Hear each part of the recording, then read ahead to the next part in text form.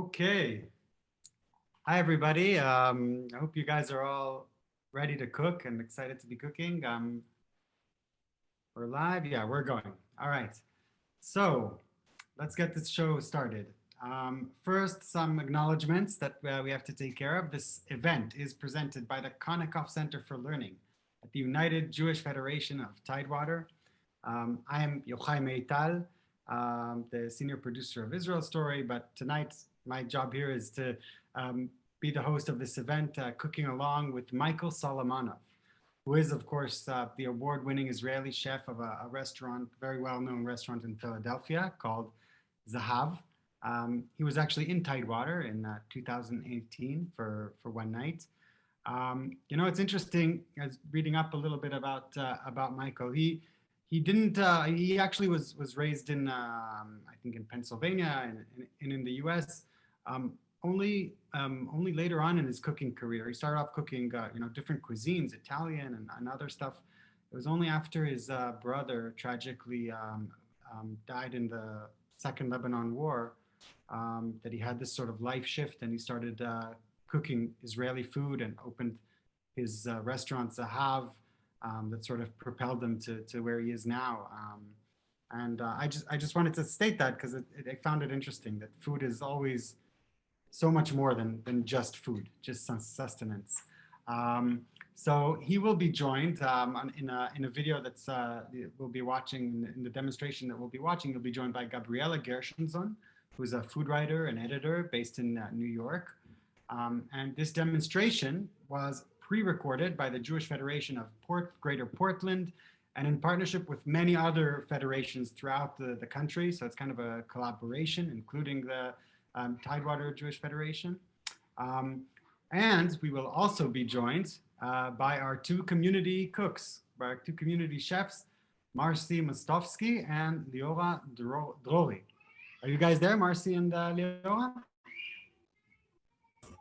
Hi there. Hello. Hey. So they have everything set up there. I hope you guys at home also have your things set up.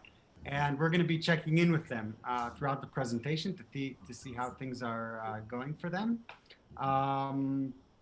You guys all ready? You have everything set up there, Marcy and Liora? We are. I am.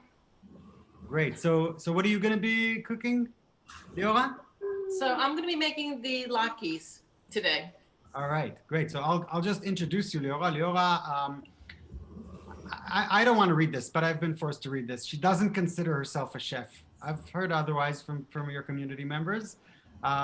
You claim that your recipes are very basic and that with luck they come out tasting good.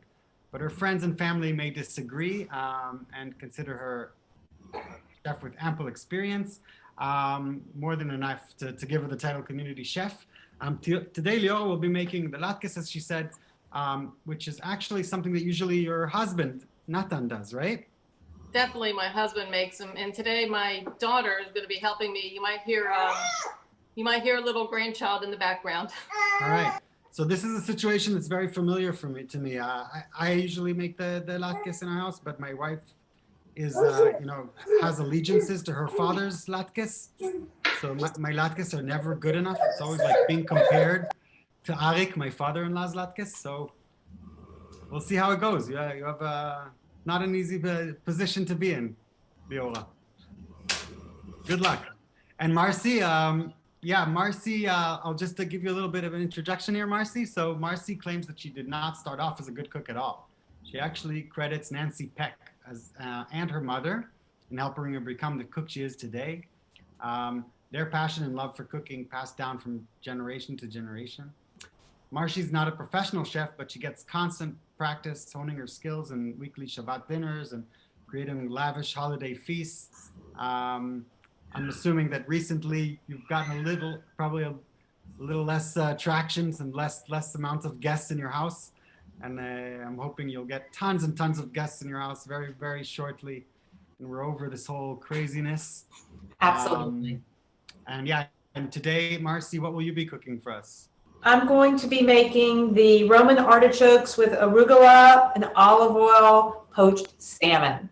Oh my God, sounds amazing. Yes, very excited about that. But I've had, my daughter's been home from college. She's actually doing college from her home, and she loves to cook, and she's an extremely healthy cook. So we've had a lot of fun cooking together since March. Wow, wow, amazing. Yep. I think like for everybody, cooking has just become such a central part of our lives. That's it's like a centerpiece. So without further ado, I think I hope you guys are all ready and excited to cook with Michael, and I'm gonna share my screen, and we're gonna get this show rolling. Share screen. Make sure my sound is on. All right, here we go. To get to. So Mike, are we starting with a shrub? What's a shrub? Yeah, so we are going to start with a shrub, which is a fun name. The shrub is basically it's a beverage. It can be with or without alcohol. I don't drink, so I'm going to make this without. Usually it's got some vinegar in it as well, and sometimes a little bit of fruit. We wanted to make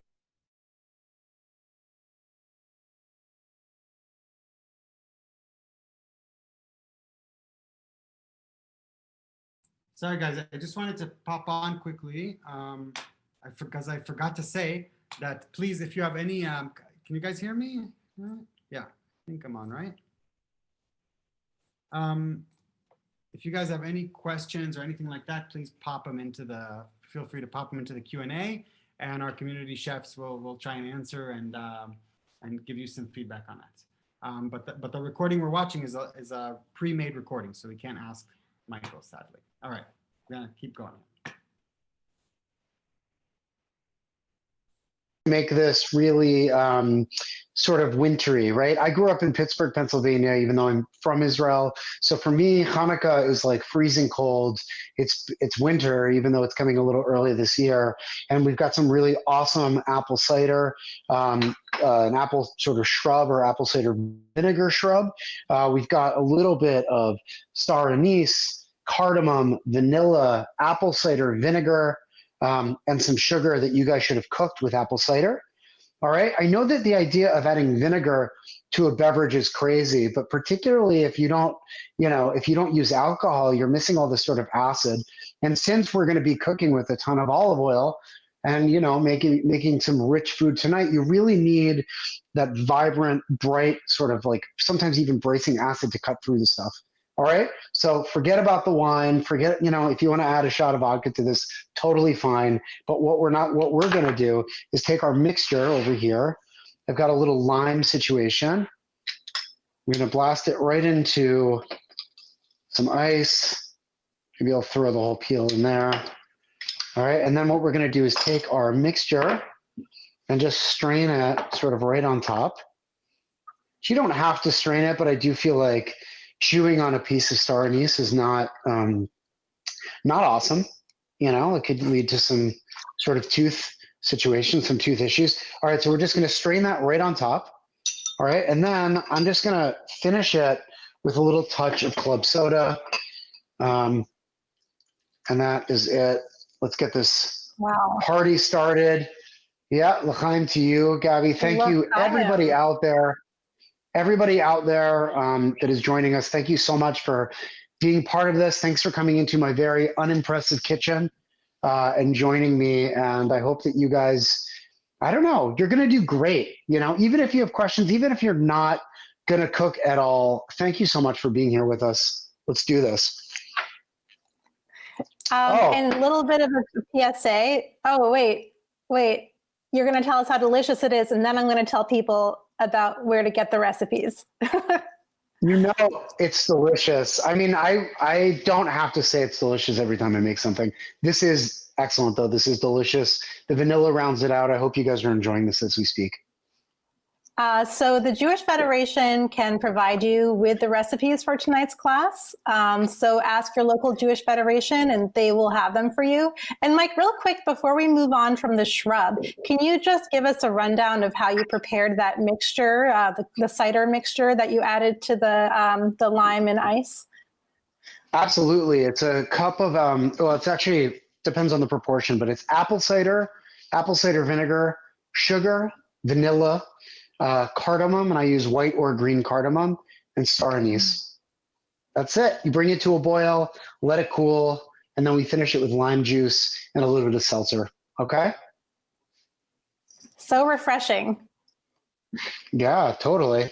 Very, very refreshing. What we're going to do now, guys, is we're going to clean some artichokes, okay? Which I know everybody's very scared of, and I understand it. You know, I feel like every restaurant that I've ever worked in has all these rules with the artichoke. You have to rub it with lemon. You need ice water that's acidulated. You have to turn it with a special paring knife, you know, and this is not what this is about. We're actually going to clean this really, really quickly, slice up the artichokes and put them right into the pot that we're cooking them in. Okay. That way we don't have to worry about oxidation, we don't have to worry about anything oxidizing. And we're going to go right onto the stove in cold olive oil. All right. So remember, this is Hanukkah. We are like commanded to deep fry things in olive oil. It's a beautiful holiday. If you like food. So we're going to coat the bottom of this pan with olive oil off the heat. Okay. And what we're going to do is take our artichokes and just sort of peel away. Okay. Peel. Mike, Now yes. do we have time for a question? Yeah, of course. We have a question from Eli, who's 8 years old, and he wants to know, at what age should you start cooking, and do your kids like cooking with you? That's a great question. Eli, so I started making French toast with my grandparents when I was like 5 or 6, like 5, right? And there's actually photos of me with my grandmother frying French toast and my grandfather playing the violin. So I did that. And then I took a hiatus from cooking till I was about 19 years old. And then I started cooking again in a bakery in Israel, and the rest is sort of history. And my kids do enjoy cooking, I think. Actually, I made, let's see, Lucas, my youngest, is very good with pasta and very good with seasoning, and usually ends up peeling all the garlic in my household, which means that he's going to probably like hate me in 10 years. And then my oldest, David, actually, he's a very technical cook. I don't think he loves it, but he was rolling out aloo paratha with my fiance the other night for dinner, and he did a really, really, really good job. So, yeah. But Eli, I would say, you know, we'll send you a copy of the book. You should start making some Zahav food, and then, you know, maybe take the reins or something at the restaurant after this. But cooking with your family is the best. It's the best thing ever. Can you respond to Eli, Gabby? Can you ask Eli if he wants to come and hang out with us for a night or two at Zahav? Absolutely. Maybe. I mean, Eli, are you watching? Can you join Mike and give him a hand? All right, we'll wait good. and see. So, I'll give you an update. So we're scaring Eli right now, everybody. But listen, so check this out. This has got like, this looks like sort of a flower bud. We've taken it down to the yellow part of the artichoke. Okay. And then right now what we're going to do is really just trim off at an angle to keep the sort of base of this thing. And what you want to do is really get all the sort of dark green pieces, and you're going to cut it into sort of like a little dome like this. Okay. And then we're just going to trim on the outside. It's very simple. Yeah, I don't, you know, the thing with artichokes is everyone does get scared of them. They are absolutely delicious. They do have a lot of sort of iodine in them. So provided that you take off all the sort of schmutzy stuff, you're okay. But you really want to make sure when you're done cleaning them, you change your cutting board, you wash your hands very, very thoroughly. Otherwise, it could be like, you know, it'll taste like medicine, which is not what we want. All right, so let's just trim these guys. All right. You make it look so easy. You really do. Well, I have a lot of practice. What do you usually make for Hanukkah, Gabby? What's your like go-to besides potato pancakes? It's really just potato pancakes, but as the years went on, I started adding different accoutrements. So I like to have smoked salmon and salmon roe. Salmon roe is really my favorite with sour cream. But you know, we have questions pouring in about latkes already. In the audience, the people must know, why no onions in your latkes? You know, I'm a purist, and actually the recipe that we're using, right, really quickly. So just take a gander, guys. I've taken the top part of that, so you can see there's a little bit of the choke left, but we're gonna slice this really thin and fry it. Okay. So I'm actually, the recipe that we're using is actually more advanced than the one that I normally make. And my favorite potato pancake is literally just potatoes and salt, and you fry it into a giant potato pancake. I learned that technique from one of my buddies, Mark Vetri, who's an Italian chef. But I feel like coming to all of you guys with a very simple recipe like that from an Italian chef would be somehow like sacrilege. So we decided to use the Abe Fisher version, which my really good friend and chef, Yehuda Seychelles, former chef of Abe Fisher, makes this great potato pancake. So we're going to do that, but I'm not going to be able to compete with like the bubbies out there. Okay. My pancakes, as well as my chopped liver, is probably not as good as your grandparents. And that's okay. I just want it to be pretty tasty. Okay. So we're just going to slice these guys really nice and thin. All right. And like I said, we're just going to put them right into the olive oil. Okay. So are you putting it in cold olive oil because you're doing a confit? Is that why that is? Two reasons. One is because what we're going to do is bring it up from cold, and that will actually crisp up the artichokes really, really nicely. All right. It's sort of, yeah. And also I don't want to do the old like ice water back and forth thing. I just want to be able to throw these guys in to the pot and just kind of get going. All right. And we're going to use this oil that's going to have this wonderful, just cover it right here. It's going to have this wonderful artichoke and garlic flavor to poach our salmon. So it's like a one pot. Okay. I've got about 8 garlic cloves in there. We're just going to throw them right in. Okay. We're going to add a little bit of kosher salt. All right. And then we're just want to make sure these are submerged. And then we're going to stick this on the stove. Remember, starting from cold, we're going to put this on medium-high heat. Okay. Let's go over here. Boom. Yeah, it's closer to high heat. And the idea is that we basically are going to let it come up and get it to the frying temperature, but from cold. So the olive oil doesn't scald, it doesn't smoke.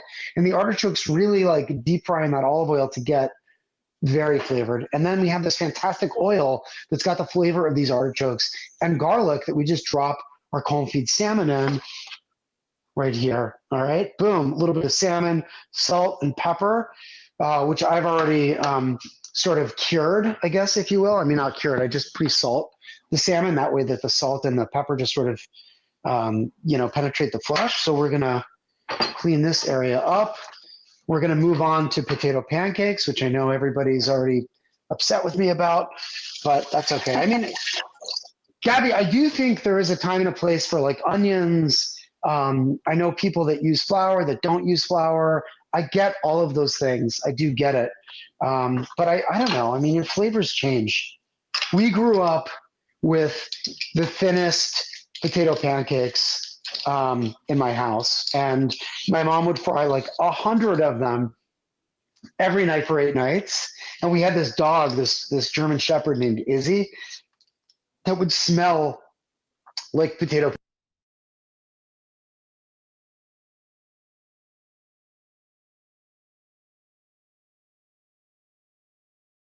pancakes by the end of it for like 2 weeks afterwards, Like I said, we were in Pittsburgh, right? And so like the heat was on all the time. It was freezing cold outside. I had this 100-pound German Shepherd that smelled like latkes for like 3 weeks total, So everybody's got their own sort of method. Do you go really thin and crispy and lacy, or yours a little bit thicker? Thin, crispy, and lacy. And actually, it's my I think it's my great grandmother's recipe, and we make it in a blender or a food processor, but not with a shredder attachment. Like, it's actually a pretty thin Like masher. batter. Yeah, and it gets Yeah. really lacy around the edges. I know there was no food processor in the Latvia of the turn of the 20th century, but that's the texture that we emulate. And I like shredded too, but I grew up with the processed, and that's what I'm attached to. And all right, hey guys, just gonna stop sharing for a second and quickly check in with everybody. So hope you're all doing okay there. Leora, I'm here. Marcy, great. Marcy, if you can unmute yourself in the camera, just I'm unmuted. Great. There's a quick question here about the artichokes. So somebody asks if it's possible to use canned artichokes. That's really funny you asked. I did not use real artichokes because I also am afraid of them, and I keep kosher. And so when you keep kosher, you have to really make sure there are no bugs. So I bought canned artichokes that are kosher, and I skirted the whole issue. Gotcha. So right, yeah, great. I use canned artichokes, and that's what's in the frying pan right now. Great. All right. We'll get back to you, Marcy, a little later. But now I just want to check in with Leora. How's it going over there? Have you started already working on the latkes, Leora? So what I started to do was I started grating and I'm peeling the potatoes. I'm about ready to add in the rest of the ingredients with the eggs and the flour and a little bit of salt, and then I'm going to start frying them up. All right. You want me to show how to peel potatoes? Sure. Okay. Well, if my camera will show me, then I'll do it. Yeah. We can shoot. If you can just kind of like bring it up to the camera, but we can see what you're doing there. Sure. Can you see me now? Yeah. Oh, that's wonderful. Okay. So I have my grater and I have a bowl with some potatoes, and I have peeled them. And now we're just going to start grating them into the rest of the other potatoes. Are you how is your latkes recipes different than what your husband makes? And are you a purist like Michael, or what's your school of thought on latkes? I'm going by Michael's recipe today, but my daughter's here and she asked me where the onion is. So we just had this little discussion, and technically we do put in onion. Sometimes we'll even put in zucchini or a little bit of grated carrot. Yeah. Other than that, everything else is basically the same. Potatoes, olive oil or oil to fry it in, and some little salt, matzo meal or flour. Sounds great. So I'm gonna say we're trying to go sometimes the little extra healthy route. Little variety. All right. Interesting. I mean, it raises this philosophical question: at what point does a latke stop being a latke and start being, more like a vegetable patty or something like that? I guess. But I'd love to hear your guys' take on it at home as well. If you guys at home want to write in what you think about no onions in the recipe, or introducing other vegetables other than potatoes to their latkes, feel free to share with us. Love to hear other people's opinions. All right, Leo, I'll let you keep cooking, and I think we'll get back to Michael here. All right, here we go. Doing the sharing thing. Share screen. And here we go.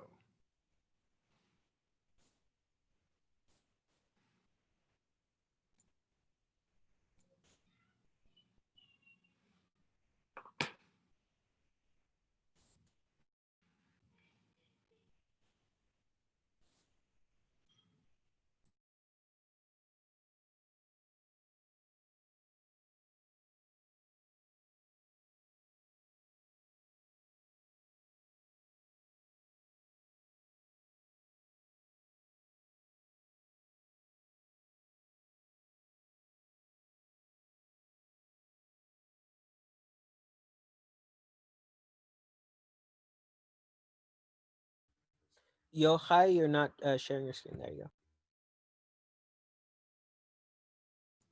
Sorry, everybody. And move it back a few seconds so we don't miss anything. There we go. Yeah, I was gonna say that sort of Latvian version, that like pancakey sort of battery version, is really, really delicious, and it almost mimics like bellinis a little bit too, you know. And I could definitely see that, you know, the sort of caviar, the salmon roe situation with that, you know, a little bit of little sour cream, you know, a little bit of like whatever, freezing cold vodka, you know, fist fights at the table. All right, so we're gonna grate these potatoes up right here. And we're just gonna go box grater. You can put this right into a food processor and just sort of pulse it, because it will shred it, it will sort of grate it up. You could also just do it sort of the old-fashioned way here. Try not to cut my fingers. So All right, we have while a I'm few doing questions.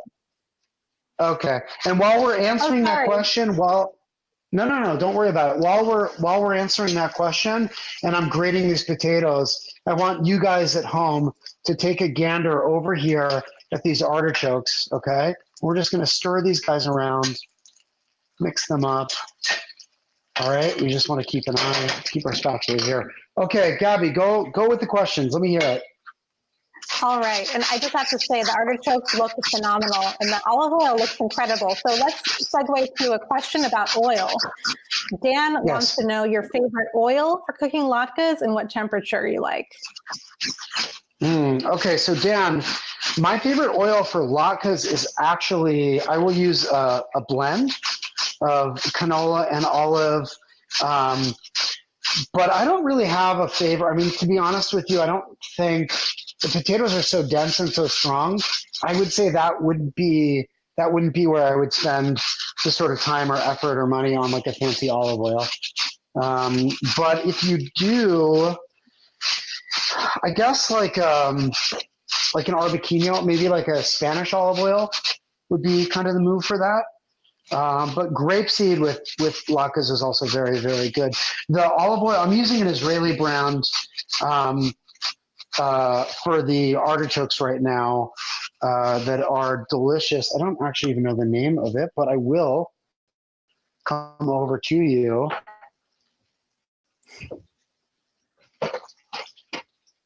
Dun, dun, dun, dun, dun, dun, dun, dun, dun. Here we go. Yeah, you know what you can do? Shoot us an email.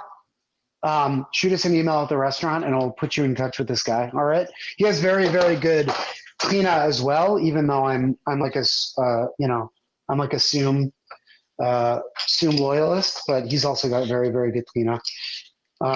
So I don't know, but you know, Kalamata oil is really good. My favorite olive oil, my favorite type of olive for the cooking that I do, which is like, you know, mostly Israeli, is from the Sori olive. That's a really, really delicious one that's sort of indigenous to a lot of different places in the Levant. And that is wonderful. Really, really good. All right. So how do you spell that, Mike? Sori? Oh gosh, phonetic English? I don't know. What would it be like? S-U-R-I? Sori, I believe. We'll get our fact checkers on it. Yeah, does that sound right? I don't know. You're the educated, smart one here, Gabrielle. Come on. I will wear that mantle, but I'm going to have to get back to you on the spelling. Okay. We have a question about the possibility of an egg substitute for the latkes. What would you put in instead of egg?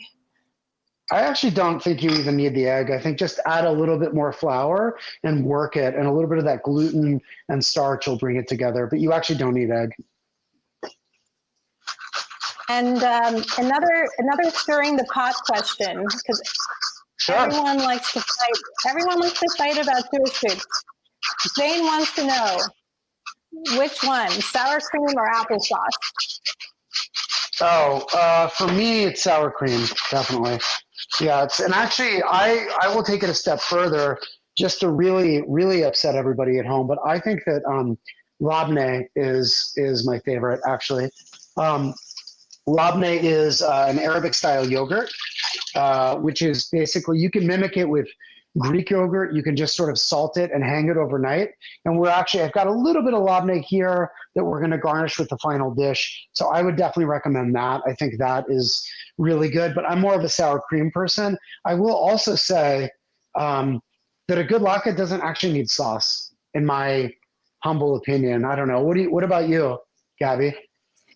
Well, I want to ask the audience if anyone grew up eating latkes with cinnamon sugar, because our household always had sour cream, applesauce, and cinnamon sugar, and all of that salmon roe and smoked salmon. That's my bougie later life tastes, but that was the trifecta in our household. And I only learned later in life that the cinnamon sugar is not universal. And I think I've met only one other person whose family eats it with cinnamon sugar. So if anyone out there wants to chime in the chat, I would love to know if that's a thing for you. It's delicious. Sounds sort of like matzah brie-esque. All right, so let's just pan over here to these artichokes. You can see they're getting nice and golden brown. The garlic is also getting really, really nice. This is a great method for things like crispy shallots, crispy garlic. If you ever want to like garnish a salad or pasta, I really love this because you don't have to throw vegetables into screaming hot oil. And what you're really doing is seasoning this oil. So this, we're going to use this to poach salmon, but this could make a fantastic vinaigrette. What you want to do, though, as it starts browning, is really start stirring it around, because it can go from being okay to burned very, very quickly. The good news is that my smoke detector has not gone off yet in my house. So let's knock on wood, everybody. That's definitely happened before. All right, let's get back to the cutting board. Okay, so through a little bit of flour, a good amount of salt. We're going to crack an egg. And if you want to add spices too, if you want to add a little caraway, if you want to add a little black pepper, you can absolutely do that. Only some of us on this evening are going to judge you, but it's okay. Now would be a really good time to do it. You do want to add a fair amount of salt, okay? Like, I know chefs get judged a lot for the amount of salt that we use. We definitely like to season things really heavily, but especially starches, especially potatoes, they do need a fair amount. And if you're going to add like cinnamon sugar, like a good friend of mine does, you want to make sure that there's enough salt where it sort of balances it, okay? So let's mix it up really nicely. You can use an ice cream scoop, or you can use a spoon, or you can just use your hands. Let's take this over here. All right, we're going to make sure this is on sort of medium heat. Now, again, this is a blend of oil. All right, let me just move this guy out of the way for you.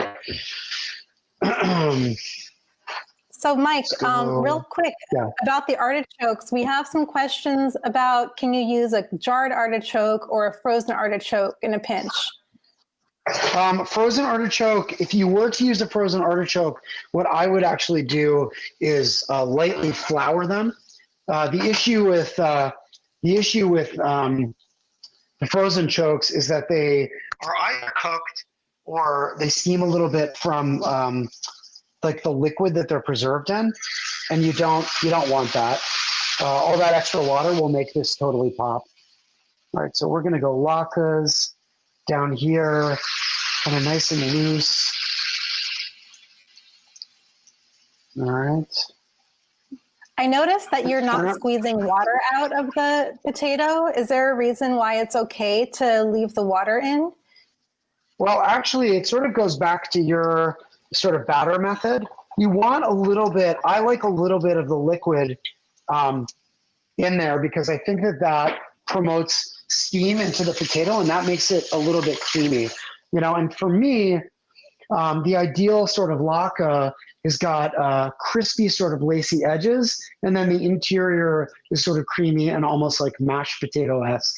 Okay, so a little bit of the water is fine. There's a fair amount of oil, which I'm sure you guys are noticing, because we're going to go sort of batches and batches and really cook these guys out. Okay, so you want a good amount of oil. This is medium hot. It's not screaming hot, because if it were screaming hot, it would be, we'd smoke everything out. The second round would taste terrible. We've all been there before. We don't want that. Nobody wants that.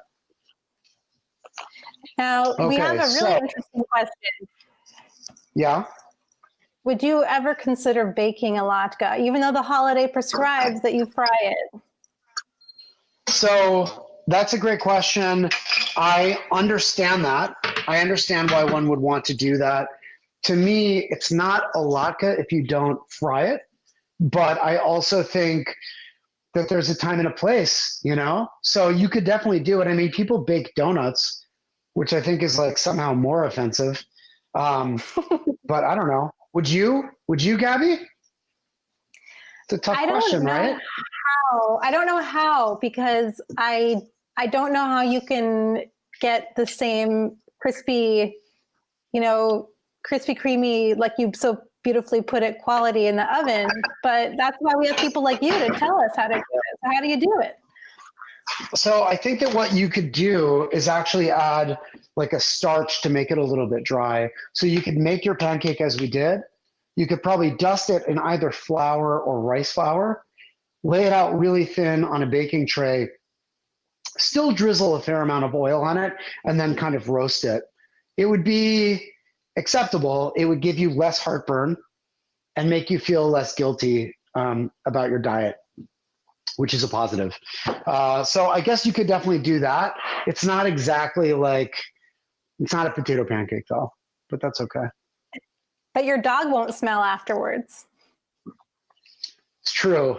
Your dogs will be really happy about that. All right, so let's go over to the stove. Let's see what's going on. We got artichokes, which I'm going to move into frame. Let's move these guys back. All right, we've got our latkes going right now. Let's move these guys over. They're almost there. Okay, beautiful, right? So we're going to yank these guys out in just a second. These can go even a little bit longer, but I don't mind them being slightly soft. Let's get this back heat. Okay, so we're going to take these guys off. Okay, and we're just going to go slotted spoon or spatula. Let's see here. Kind of lay them down and try to get, some of the thistle out, some of the chokes out. These are like, these are basically Roman artichokes. I mean, these are Jewish artichokes that are sort of made famous by Jews in the Roman ghetto. We slice them a little bit thin so they can be a bit more dynamic, and we can use them to garnish.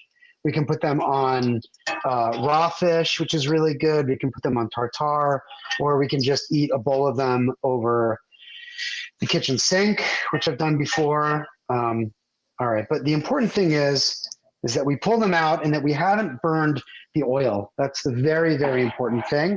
We're going to add a little bit of salt to the top as well. You could do pepper if you want. And then while the oil is still hot, we're going to actually bring our salmon back over. Okay, and we're just going to poach these guys. We're going to lay them down. Now they're frying right now, but actually the stove is going to be off. And that way they're going to go right to sort of poach. So let's move this guy off. We're going to let these guys chill. We're basically bringing them down from, I guess you'd call it like 350 degrees to the salmon itself is going to cool them down. And then we're going to flip them. Let's flip these latkes as well. My dogs right now are going crazy.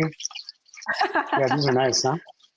Yeah, so these are really nice, but I think the important thing to notice, Gabby, is that the oil is still intact, okay? Which is a good thing. We don't want it to be scorched, right? Okay, so we got that. Okay, our artichokes are cooling. Let's just kind of take a look at our salmon right now. Now it looks like it's frying, but that's okay. We have an artichoke scholar in the audience who wants to know what the difference is between Roman-style artichokes and the carciofi alla Judea. Nothing, absolutely nothing. Roman artichokes and the kartoffel, alla Judea, which means Jewish artichokes are the same thing, exactly the same thing. So Thank there you.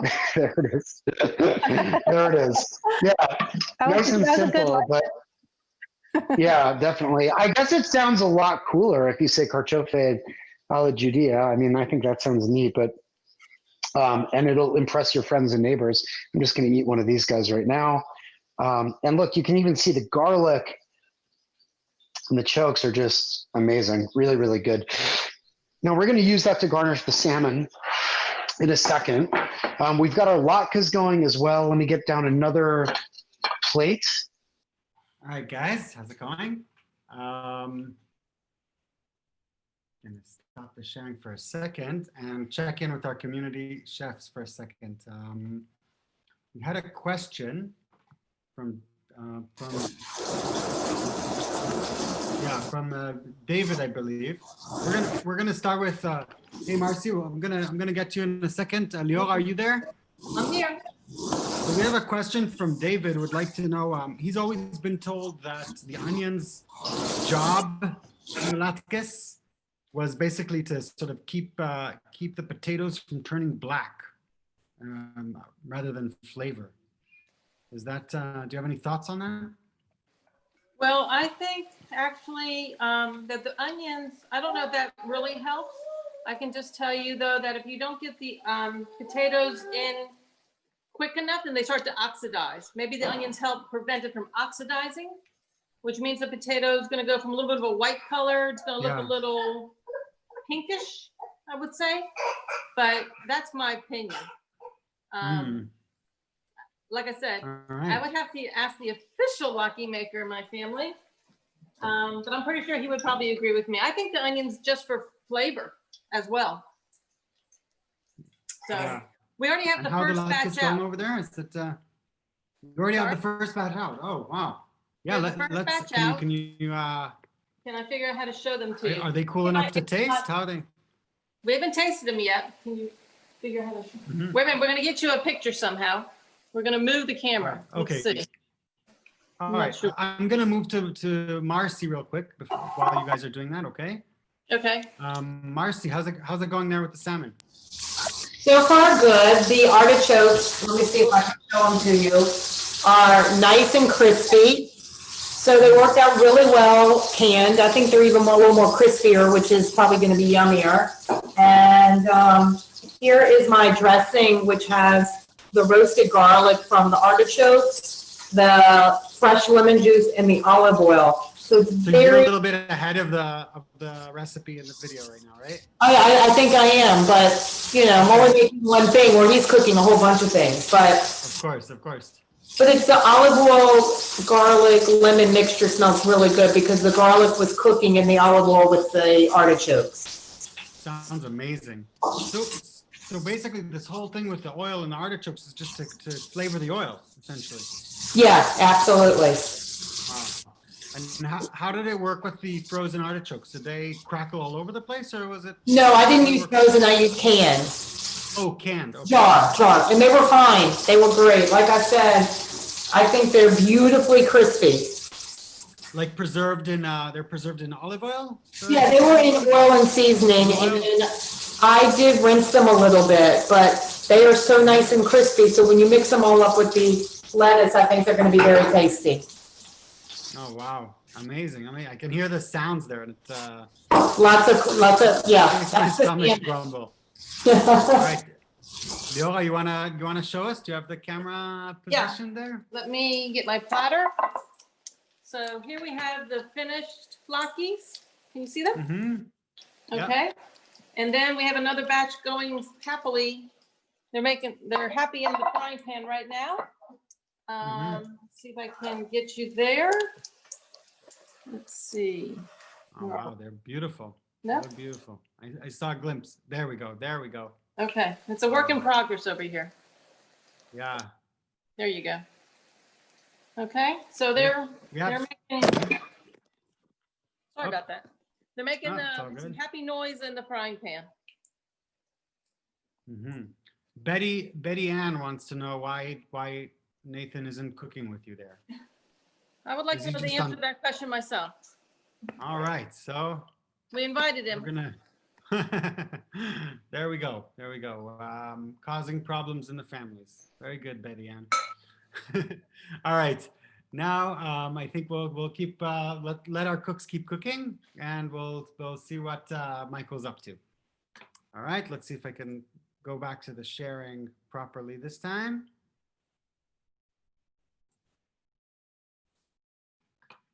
And we are on. Some paper towels. Okay, and then we're going to work on our svenge, which are our sort of donuts, like our sufganiyot, right? Which sufganiyot, I told you about this, Gabby. Sufganiyot, which are jelly donuts, were made popular not in the diaspora, not really even in Eastern Europe or Germany or anything like that. But it came about as sort of unemployment had to be dealt with in Israel. It, essentially was a way of employing and keeping a labor union busy. So sufganiyot, or jelly donuts, were sort of popularized then. I think there's this crazy, like staggering number of donuts that everybody eats in Israel during the holidays. And I think it might be like 5 donuts per person or something like that, like millions and millions of donuts, which we love. I mean, I'm an owner of a donut business, and I'm also a bit of a pig, so I love a good jelly donut. What I like, though, are svenge, okay, which are a Moroccan-style donut. It's basically just like fried dough that's yeasted, typically eaten not for Hanukkah, but eaten for Maimuna, which is the end of Passover, and North Africans have a giant party where they like go crazy on pastries and baked goods and dried fruits, and they eat this svenge, this fried dough, which is wonderful. Also found in a lot of Southern Italian restaurants, svenge, right? Because the Moors brought it from North Africa to Sicily. And so we're going to make that. What's also cool about this svenge is that we don't need to do anything that fancy. It's like you don't have to wait. You can let the dough rise, which you guys all should have at home.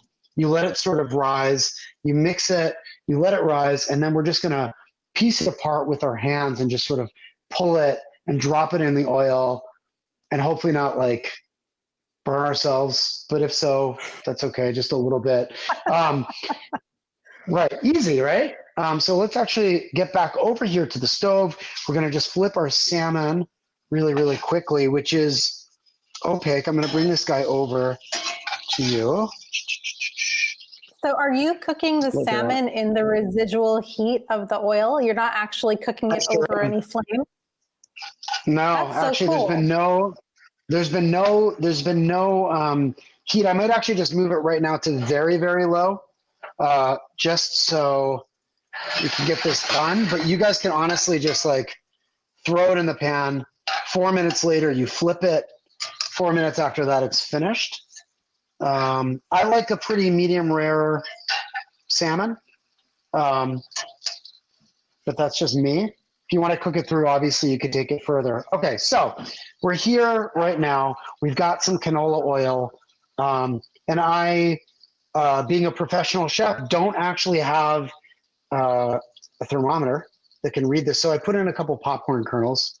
All right, and when these guys pop, we're gonna start frying. Okay, so I'm gonna come over here. Meet me at the table. We've got our dough right here, super soft, right? Now this is risen for at least sort of double the size. It's risen for about 2 hours.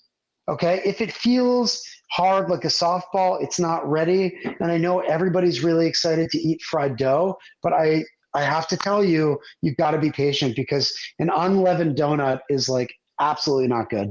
Okay, so it's like a little bit like stretchy like that.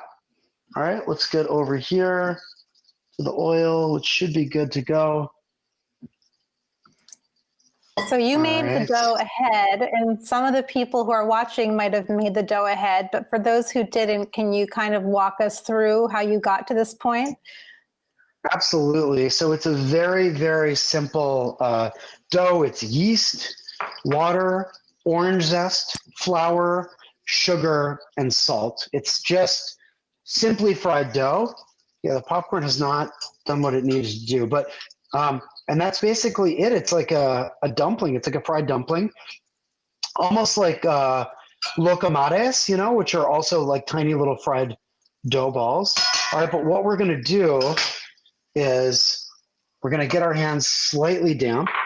Okay, not too wet because you know, we don't want to throw like water into the hot oil. And we're gonna get like a little ball like this. And then we're just gonna stretch it with our hands. Just super fun. I love this cooking because this is like straight up grandmother stuff. This is not, you know, this is not slow, sort of resting and delicate. This is something that you can do. Let me make sure the popcorn doesn't get in there, even though that would be a very cool idea. Just saying. Yeah, this is very like easy. This doesn't require crazy equipment or anything. It's just straight dough, you know, and you just sort of stretch it out and throw it in. Some people want to know what's the best pan to use for frying.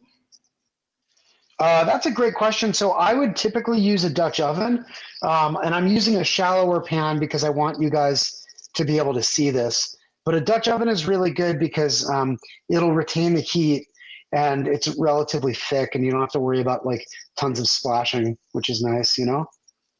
Like this. Yeah. Can we Cool, see you right? shape the next one? Yeah, because you make it look so easy, but I want to see how you're doing it. Yeah, let me just take a look at this guy. Oh, so nice, right? Nice. Yeah, so. Yeah. Okay, so let's do this. So you kind of put it into a ball, and then you just kind of stretch it. And this is actually how our friend Ori Chef makes his Jerusalem bagels. This guy Acknowledgements, you know, you just sort of pull it apart like that. All right, and then they don't have to be perfect. You don't want them to look perfect. Never trust a perfect donut or a perfect pizza. Just kind of throw it in, mix it around a little bit. Now, also with the Dutch oven too, because it's thicker or even cast iron, it'll retain heat a little bit better than what I'm using right now. But I think we're good. Let's give this a little flip. All right, We had and a our question salmon. about. Yeah. Oh, sorry, friend. Yeah, we had a question about gluten-free flour in the latke recipe and in the spenge recipe. Do you think it would work? So for the latke recipe, I think potato flour would be awesome. And I actually think that for the spenge recipe, I would kind of do the same thing, you know? I think potato flour would be really good. I think rice flour would be pretty awesome. All right, guys, why don't you meet me back on the main table here, and we'll plate up the salmon, and then we'll have some hot donuts for dessert. All right? Let's go Yay, over we have here. more fish questions too. People want to Please. know what fish you might use if you can't get salmon, and even if there's a vegetarian alternative to this dish. Yes. So let me start with the vegetarian alternative. I actually think that eggplant would be absolutely wonderful for this, especially with like the artichokes. It just makes sort of sense thematically. So I think that would work out really, really nicely. Or you could use like potatoes, confit in olive oil, also quite delicious. Sweet potatoes. We should do sweet potatoes next time. That would be wonderful. They're also a superfood. And then in terms of the fish, I think a richer fish like grouper is really nice. Hamachi would be really good, or like wahoo, which is something that we don't ever see here up north, but in Florida, it's kind of a big deal. Those are good. I don't know. Salmon, though, especially because I feel like the potato latkes. Sorry, I'm just flipping these guys back over here. Woo, these look good. Very, very good. So we're going to let those go for one more second. I'm basically running out of paper towels, and my house smells like French fries at this point. The dogs, Gabby, the dogs are circling my feet like sharks right now. Let me pull these guys out. Hang on. Hang in there, dogs. All right. You're going to get something. What are you going to give them? What can they eat? I don't know. What do you think? What do you think is acceptable? I don't think any of these are that responsible. Maybe a piece of salmon for the dogs? Yeah, I think that's the they'll way like to that. go. Definitely. Right? No garlic, Salmon? though. She says no. Salmon. She says no. Okay. I think salmon would be really, really nice, but my fiance knows that if I give the dog salmon, then I'll be like their favorite. And that's, you know, Uh-oh. and I don't want to mess with that. Okay, so we're going to do a couple things right now. I'm going to very, very quickly dredge or drip honey on these svenge. And what we're going to then do is when they're sort of soaking, let's do this. Then we're going to plate up our salmon. Where's my honey? Here it is. And what would you use in place of honey if you're vegan, say? Oh man, you could use anything. I would think sugar and cinnamon would be totally fine. You could use maple syrup. I think would also be quite delicious. Sorry, my honey is really, really cold. So let's wait for that to heat up. Now I told you about the labneh that I had as well that I've got sitting in the fridge. Let me grab that really quickly. Okay. Yeah. Okay, and this stuff is like amazing. It's sort of like a thicker Greek yogurt. I use it for vinaigrettes or dressing. You can finish potato puree with it. It's like very, very versatile. But with potato pancakes, I think it's just like the best. Okay, so we're just going to put down a little schmear. That was the loudest spoon drag ever. Okay. Boom. Kind of pull it. All right.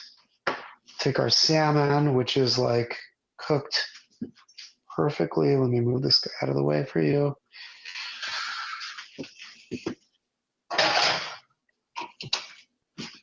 Okay, and then I guess we'll do our artichokes now. Yeah, I don't know. I'm like the worst at sort of assembly of fancy food, but you know, we're just gonna go here. Meanwhile, we have a really sweet question from Aria, who's 6 years old. And Yes, Aria Aria. loves to cook with her mom. She loves to cook with her mom, and she wants to know your favorite food. Hers are tacos. What? I'm sorry. It's favorite food. What or tacos? Well, her favorite food is tacos, and she wants to know what your favorite food is. I mean, I think that she and I might have the same favorite food, you know? Tacos are really hard to beat, you know? Dragons love tacos as well. Fantastic book. My favorite food might be donuts, actually, you know? But I don't know. I could definitely eat a taco right now and be pretty happy about this. We're going to take a quick little savory break to get back over here to these donuts. Just drizzle. Yeah, and as I said before, if you guys want to go vegan style, totally okay. A little bit of maple syrup or even just cinnamon sugar. I think that the svenge, typically they do like powdered sugar too, and powdered sugar like with like very, very sweet tea in the morning. That's kind of the thing. That's like the Moroccan thing to do. Here we go. More honey on top. Should give this to the dogs. I would be number one hero forever, right? Forever. Yes. Yeah. We have a great question from Bonnie. From Bonnie, okay. Wants to know, how is your oil so clean? She said hers would be just brown and smoking by now. Yeah, I know. Well, that's the thing, Bonnie. You got to be really, really disciplined. A, because it preserves the integrity of the food that you're cooking. But B, you get to reuse it over and over again. All right. And especially when you're frying with olive oil, it has still a hot enough smoke point to fry in without getting smoky and burned, but you really want to pay attention.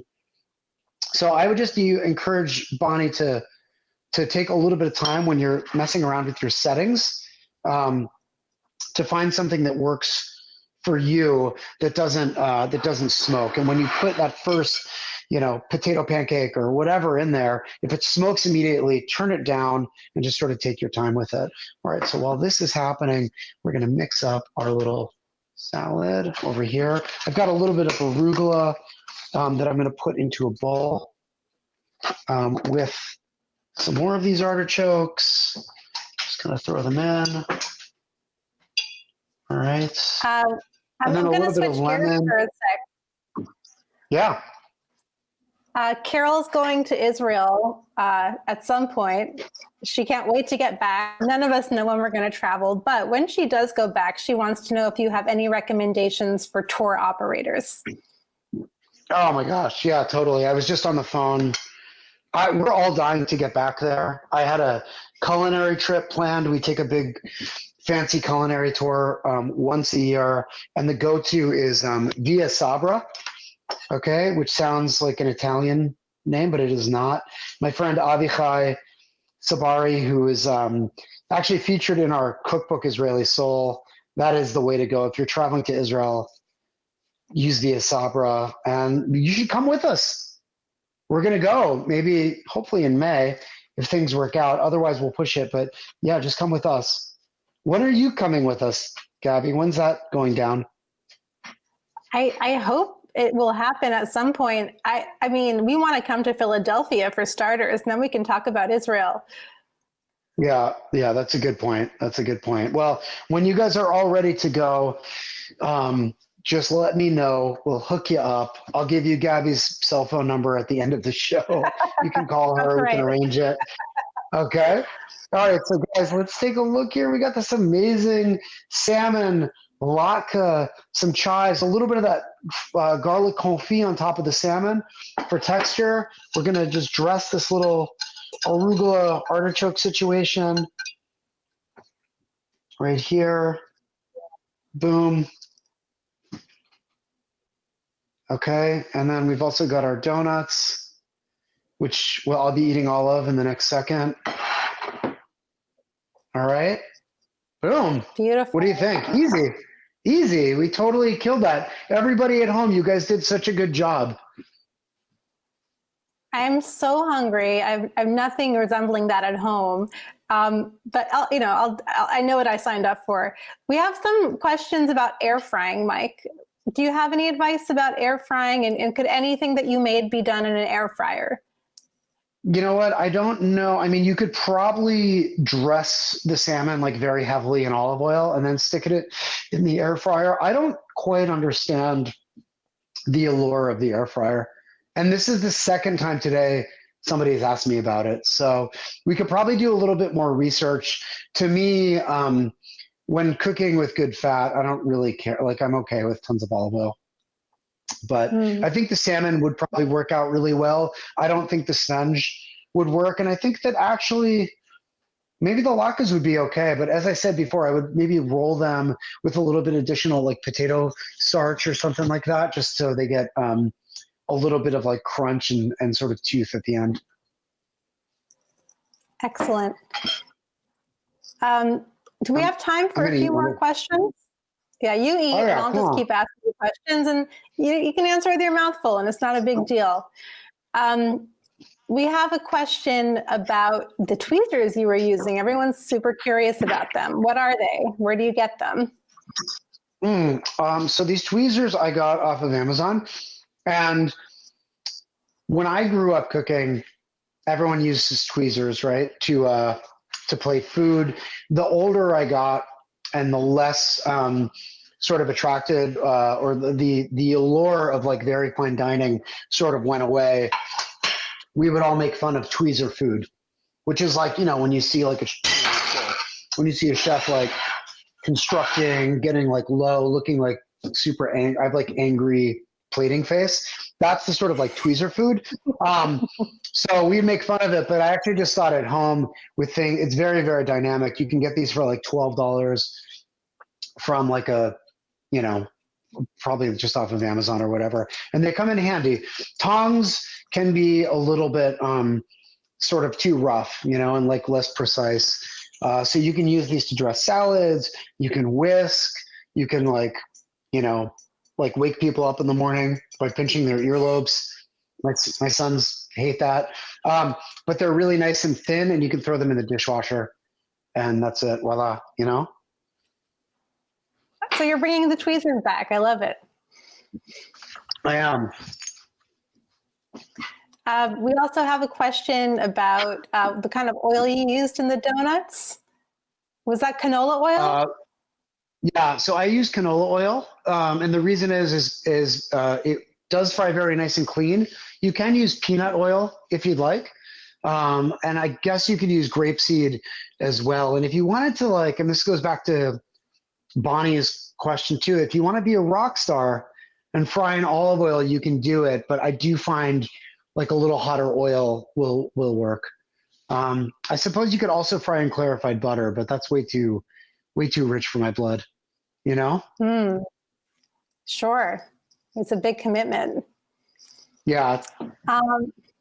We have a few minutes left, so I'm just going to ask a few more questions.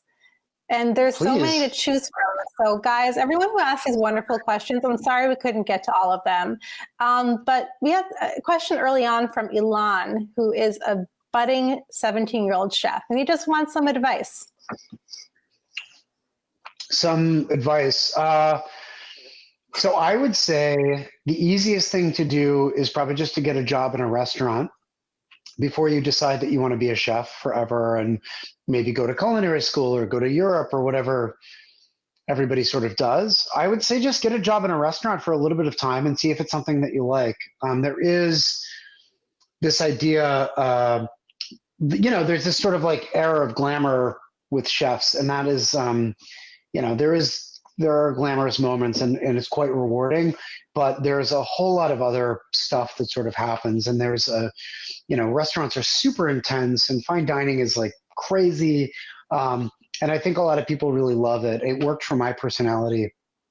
I think I needed it, you know, to find a release and to be centered. But I would just say, Elon, go take an entry-level job at a restaurant, see if it's something that you like, and, you know, go for it. And hopefully I'll see you in Philly. Yeah, and speaking of Philly, I think we're all really concerned about how you're doing as a restaurant owner. Can you give us an update on how your restaurants are doing right now? Yeah, so everyone is very, very concerned. This is like definitely not a great time to be a restaurant owner or to be in the restaurant business at all.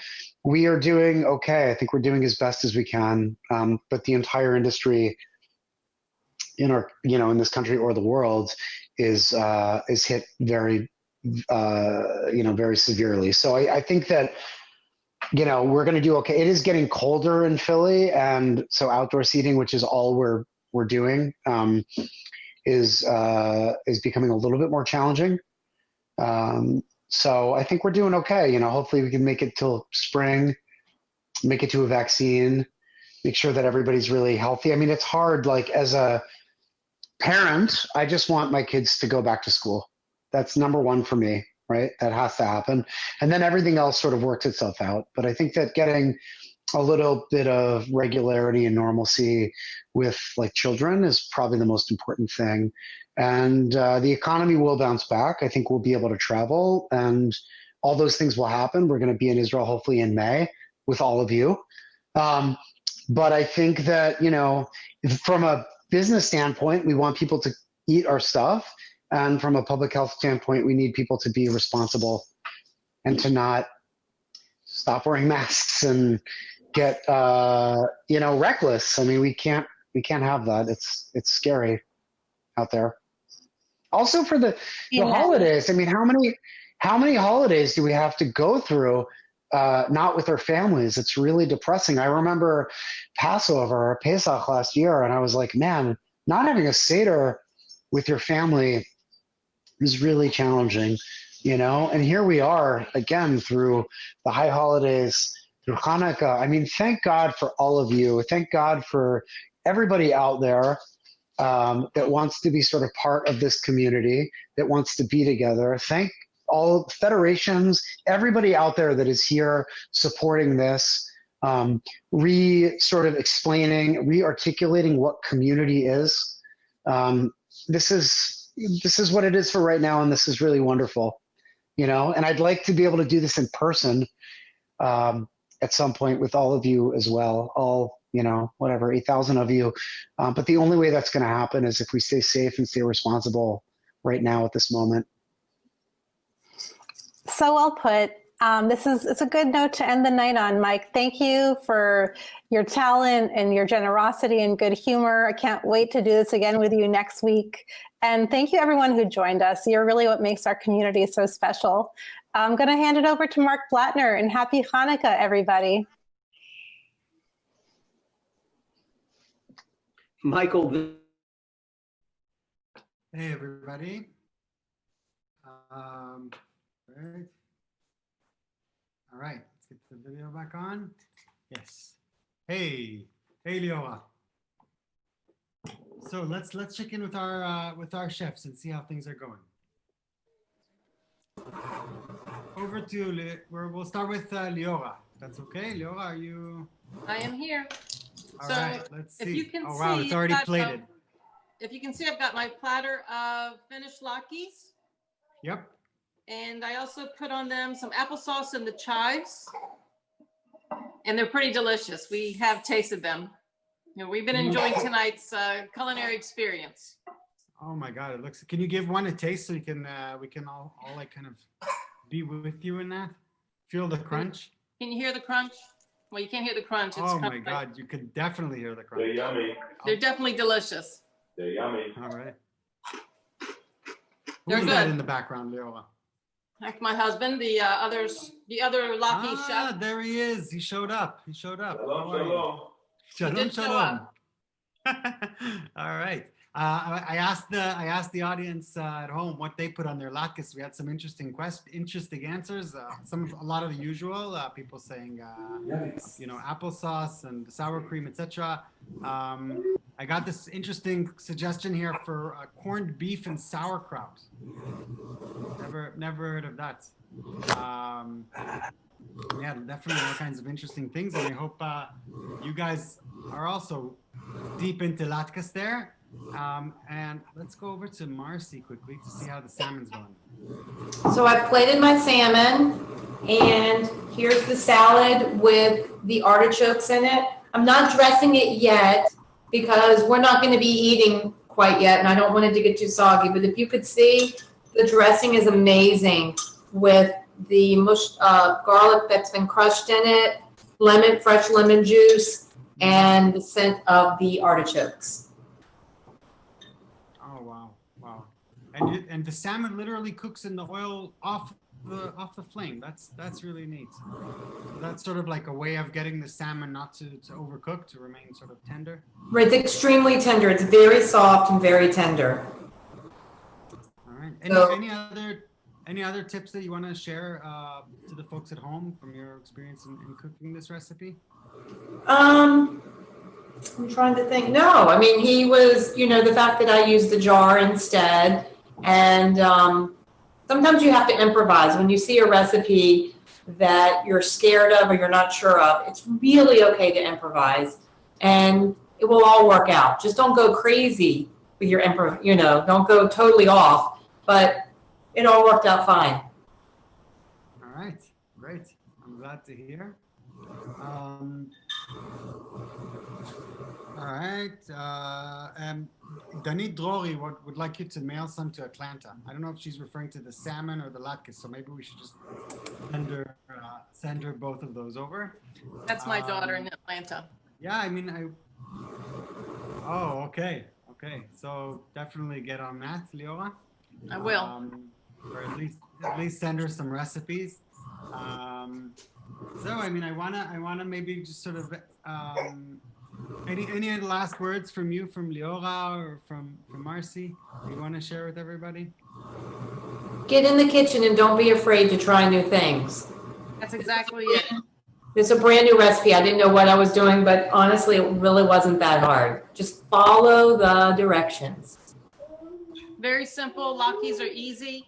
You can't go wrong.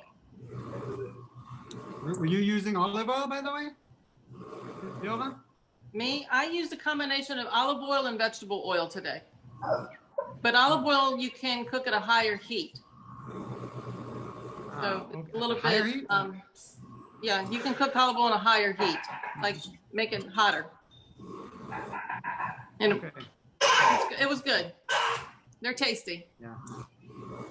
All right. I want to just sort of end on, sort of the same. I really, the things that Michael said at the end sort of resonated with me. That I think there's something about all this craziness with the COVID that's going on that we all feel this sort of new appreciation towards community, and it's really special to see these sort of events and people sort of finding a way to come together in times where normally we would all physically be coming together to, break bread together, break Latkes together, and the sufganiot. And I hope that this will be, the last holiday or one of the last holidays that we have to sort of spend like this. But I'm sure we'll all pull through this and come out with lots of stories to tell afterwards. So I want to thank everybody, including Chef Michael, Marcy, Leora, everybody in the audience, Sierra for organizing this. I hope just plugging my own little event here, I hope that you all will be able to join me on Tuesday, where I'll be hosting another event, Tuesday, December 8th at 2 p.m. I'm going to be in conversation with a really good friend of mine and someone who's recently become quite a celeb, actually, the star of Latkes, one of the stars of the third season of Fauda. You can find all the information for this event on the slides at the end of this program. Also, Alai is an Arab-Israeli actor, and we'll be talking about his career in general and about being an Arab-Israeli in Israel and all of the complications of that. But we'll also be talking about Fauda, the series itself. So if there are any fans out there, I hope that you'll join us. Yeah, I think that pretty much covers it. And I think I'm gonna go make myself some latkes now or something because I'm very, very, very hungry. All right, it was great being with all of you. Have a great week and hopefully see you on Tuesday. להתראות.